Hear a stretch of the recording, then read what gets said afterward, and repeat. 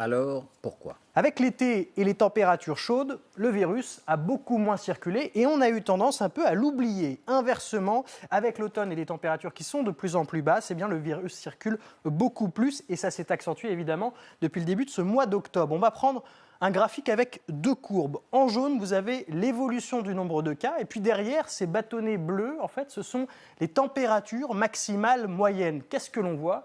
Eh bien que quand ces températures sont hautes, au-dessus de 25 degrés, par jour, eh bien, vous voyez, alors il y a un décalage de 7 jours parce qu'on estime qu'il faut 7 jours entre le moment où on est contaminé, le moment où il y a la période d'incubation, 4 à 5 jours, puis le moment où on va être dépisté et on est positif. Mais vous voyez qu'à partir du moment où les degrés, où les températures vont baisser, eh bien, le nombre de cas va augmenter en flèche. Évidemment, c'est encore plus sensible depuis le début du mois d'octobre, tout simplement avec le rafraîchissement. Oui, restons sur ce schéma. On voit que si on repart en arrière à partir du 26 octobre, eh bien, il y a 10 jours, c'est le début de la baisse des températures, c'est le début du creux, et qui correspond, vous avez raison, une semaine plus tard, au haut de la courbe.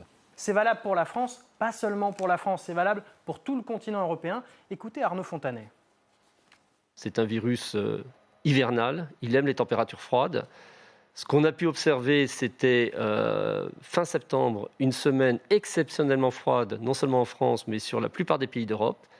Et la semaine qui a suivi, le nombre de cas a grimpé dans tous les pays d'Europe. Mais Baptiste, ce sont les températures basses elles-mêmes qui ont une incidence sur le virus, ou ce sont les changements de comportement qu'elles induisent, ces baisses de température? Non, vous avez raison, c'est exactement ça. Ce sont les comportements sociaux qui vont être liés, évidemment, à ces évolutions de température.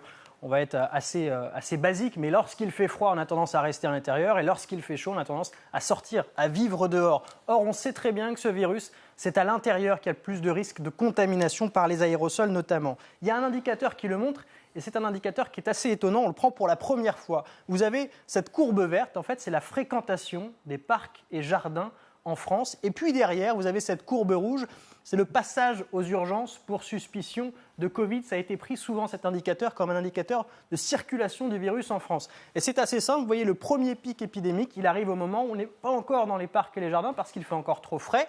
Au moment où on peut commencer à sortir, au mois de mai, au mois de juin, juillet, août, et bien là, évidemment, on a vécu la fin du premier pic. On va vers des jours où on sera de moins en moins dans les parcs et jardins. Il y a une coïncidence avec une reprise de l'épidémie. Et la deuxième vague qui se fait sentir, c'est simple, autrement dit, quand on passe du temps dehors, le virus circule moins. Et inversement, quand on passe du temps à l'intérieur, le virus circule plus. Voilà ce qu'on peut en déduire. Une dernière chose, ces comportements, les sorties,